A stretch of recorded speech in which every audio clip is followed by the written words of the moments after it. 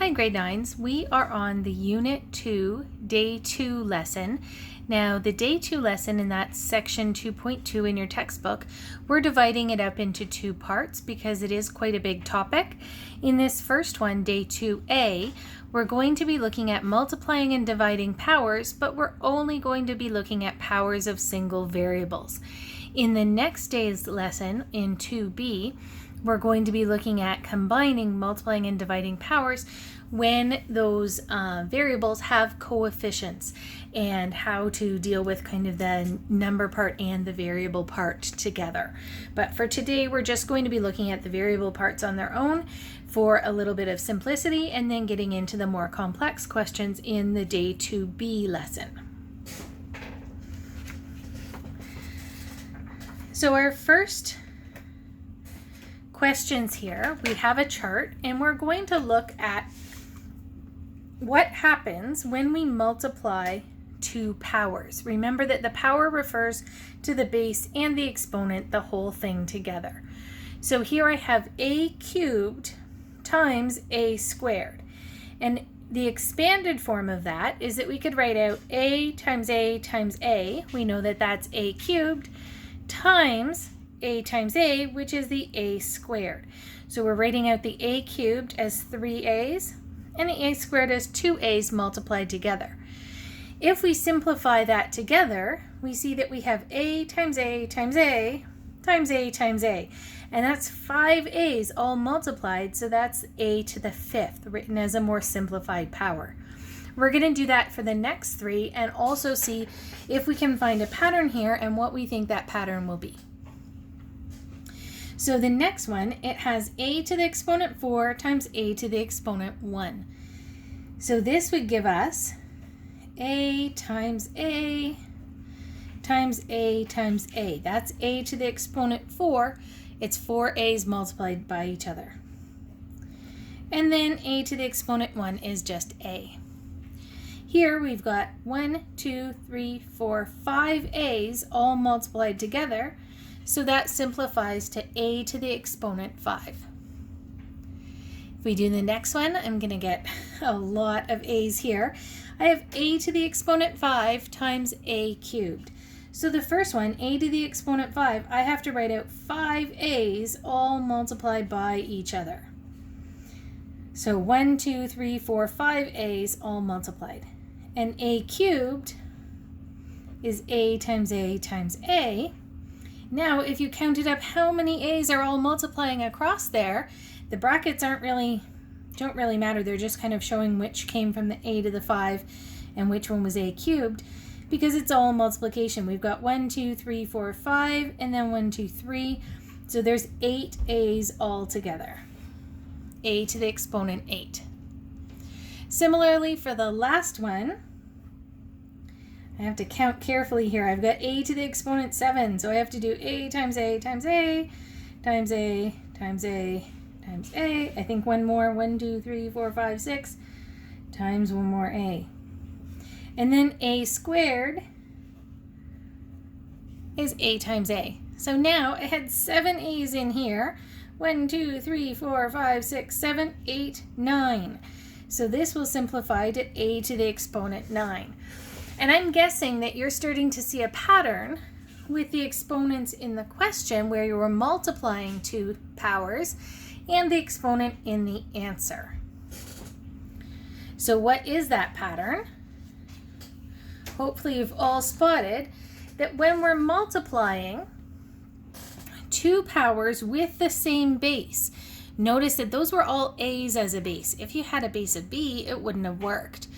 But here, if we multiply x to some exponent times x to another exponent, we would add those exponents together. And that was true for all of the ones in the chart. So this would be x to the exponent m plus n. So when multiplying powers with like bases, that's so important. The bases have to be the same. You keep that base the same, and our rule here is that we're going to add the exponents. So there's a multiple choice question here, and we do kind of put some multiple choice questions all throughout our course because you will have multiple choice on the EQAO in the grade 9 course. So here we have x to the exponent 3 times x to the exponent 4. Think about the rule. If we have the same base and we're multiplying, remember that brackets between two things indicates a multiplication. We're going to keep the base the same and add the exponent. So which of these would be correct? It's going to be C, x to the 7. Okay, the base stays the same, it's still an x, and you're adding the exponents. We wouldn't have a 2 here, that's not going to be right. There's no coefficient there. We wouldn't multiply the exponents, we add the exponents. So that's going to be the rule that we're going to follow. We're going to do a similar kind of experiment here. We're writing this out to find the rule for division. So here we've got our first one, a to the exponent 3 divided by a squared.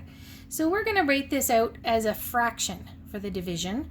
We have a times a times a over a times a. Now, if we reduce our fraction, you'll see I have an a, and I'll try and keep this paired up, and another a and another a.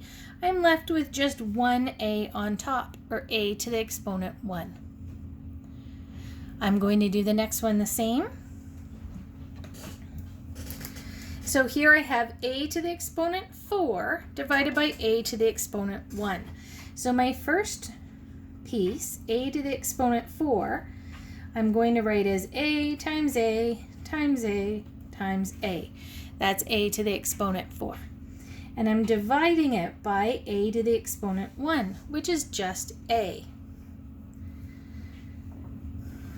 I can reduce one of the a's on top with the a on the bottom, and then I'm getting an answer of 3 a's. So it's a times a times a, which is a cubed. Hopefully you guys are starting to see a pattern there. You might have a kind of guess or hypothesis as to what the rule is going to be. The next one, a to the 5 divided by a cubed. So I'm going to write out 5 a's all multiplied on top. Divide that by a times a times a. 3 a's for an a cubed. I can reduce my fraction by reducing out the same thing top to bottom. 1 a on top, 1 a on the bottom.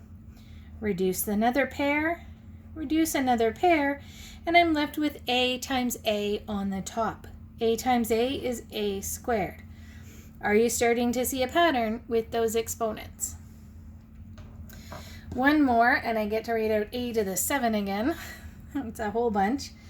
Here I've got a times a times a times a times a times a, and one more is 7 divided by a squared, so just 2 on the bottom.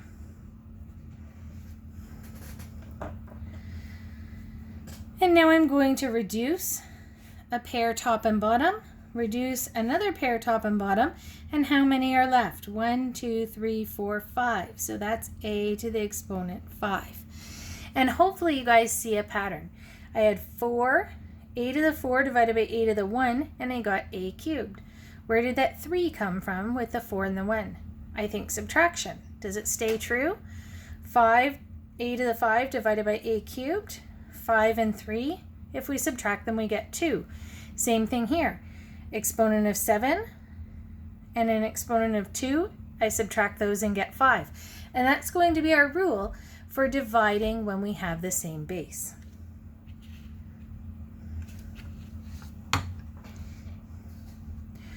So our division power rule, if we have x to the exponent m divided by x to the exponent n, that's going to keep the base the same, and we will subtract the exponents, m minus n. So if we're dividing powers with like bases, it has to both be x's or both be a's. If you have different bases, it doesn't work. We'll keep the base the same and subtract the exponents. So in this example, another multiple choice, x to the exponent 8 divided by x to the exponent 4. Let's try and do this without me having to write out x times x times x times x 8 times. We have the same base. It's both x's here and here. We have division, so we're going to keep the base the same and subtract the exponents. 8 minus 4 is 4. So here, answer B is correct. One of the common things people do here, you might think, oh, I'm dividing, so I divide the exponents, but that's not our rule. For division, we're going to subtract exponents. Sometimes people divide by accident, and that might give you an x squared. Here, sometimes people cross out the x's, and the x's are all gone, and they just end up with numbers. So those highlight some kind of common mistakes in following these rules that you want to keep your eyes out for. So we're going to move on to do some examples. The first one here, we're going to simplify. I have x to the exponent 7 times x to the exponent 3 divided by x to the exponent 6. So in this case, I'm going to simplify the top of my fraction first.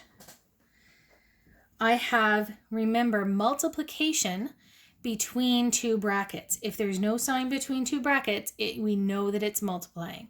We often don't write a multiplication symbol when we have x variables because it can get mixed up and people might not be sure if you're writing an x as a variable or the times sign.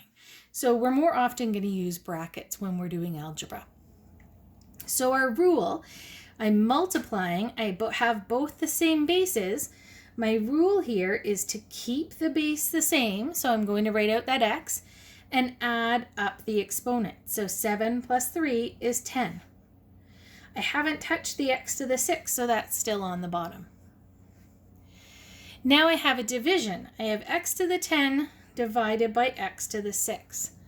Remember the rule, if you're dividing and we have the same base, which we do, we're going to keep the base the same and subtract the exponent. So 10 minus 6. That gives me x to the 4. So that's kind of combining together two of those rules.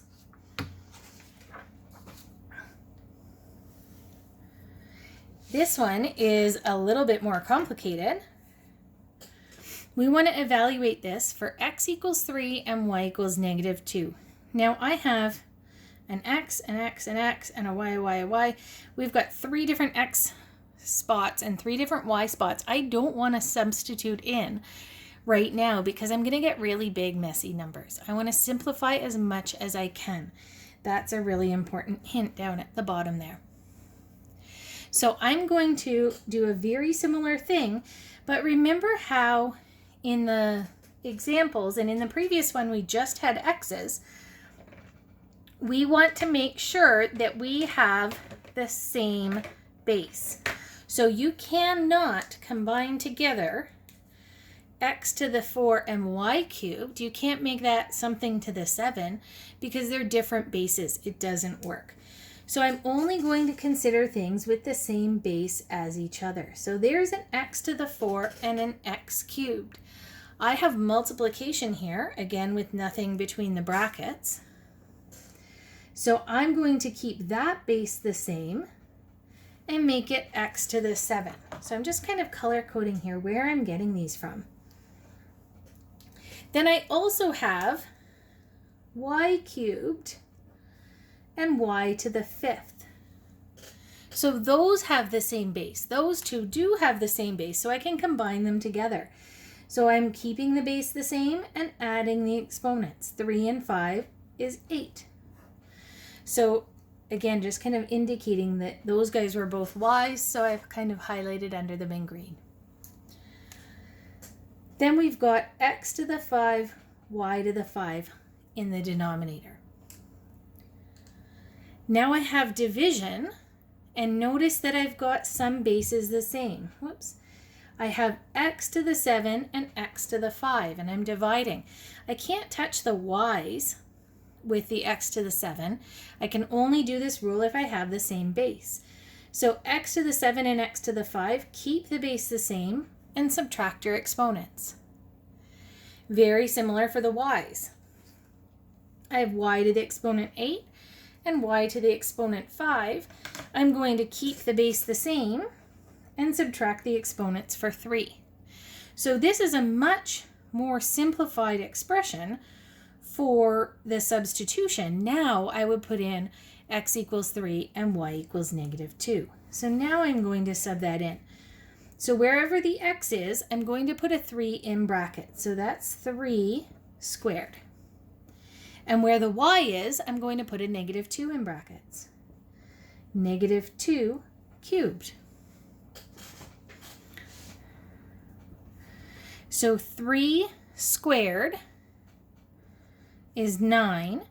-2 cubed. Remember, that's going to be -2 times -2 times -2. So careful with your signs here. Negative and negative would be positive. Another negative would be -8. So you have to be really careful with your signs on that. Now when I multiply 9 times -8, I get -72. So that's evaluating it for those terms, but it's much easier to do this than if you had started substituting in and had to deal with a lot more places where you were subbing in and a lot bigger numbers. Last example here is an application one. We're looking at a galaxy in this constellation. So this galaxy is 2.4 times 10 to the exponent 19 kilometers away. So the distance away from this, we are from this galaxy, I'm just going to write that out. So distance equals 2.4 times 10 to the exponent 19. Now it says light travels at about 9.5 times 10 to the 12 kilometers per year. That's how far light travels in a year. That's the speed of light. So the speed is 9.5 times 10 to the 12 kilometers per year. And that one was in kilometers. So you may have seen an equation before using distance, speed, and time. And this is pretty intuitive. To figure out how far you go, you're going to take how fast you're going times how long you're moving. So if you're talking about driving on the highway and you're going 100 kilometers an hour and you drive for 5 hours, you go 500 kilometers. The opposite of that is true. So here it says, how long would it take? So how long would it take? We have to figure out what we're looking for there. If I'm asked how long something would take, that means I want to know the time. So going back to my equation here, I said if you're driving 100 kilometers an hour times 5 hours, you would go 500 kilometers. But if I said you have to drive 500 kilometers, you're going to drive 100 kilometers an hour, how long will it take? Because that's what we're looking for. We're looking for time. You would divide that distance divided by speed. So time is distance over speed. And that's what we're going to do here. We have a distance and we have a speed. So we've got time is distance over speed. And these numbers are written in what's called scientific notation. It's because the size of these numbers, 2.4 times 10 to the 19, that has so many zeros that it can't fit on a calculator. It can't fit in a lot of different applications to be able to calculate that, but we can use our exponent rules. So I'm going to put in 2.4 times 10 to the 19 divided by 9.5 times 10 to the 12. And now I see an exponent rule because I have two same bases. I have both of these have a base of 10, and I can subtract those exponents. I'm going to worry about the number parts in a minute, but I see 10 to the 19 and 10 to the 12. I have the same base and I'm dividing. I'm just going to subtract those exponents. 19 take away 12 is 7. The number part, I'm just going to divide. I have 2.4 divided by 9.5. Now when I do that on my calculator, I get, and I'm just going to throw this underneath, I get 0.2526. So I'm going to make that 0.25. I'm going to round to 2 decimal places unless I'm told otherwise. I feel like that's a pretty good rule for this course. So I'm going to make that 0.25 because I had 2 digits in the question, so I'm going to keep 2 digits in the answer. So that's how long it would take, and that's going to be in years. So we might be able to fit this on a calculator if you wanted to see. If I said 0.25 times 10, and I'm going to use my exponent button, which we're going to cover probably later, that this is 2,500,000 years.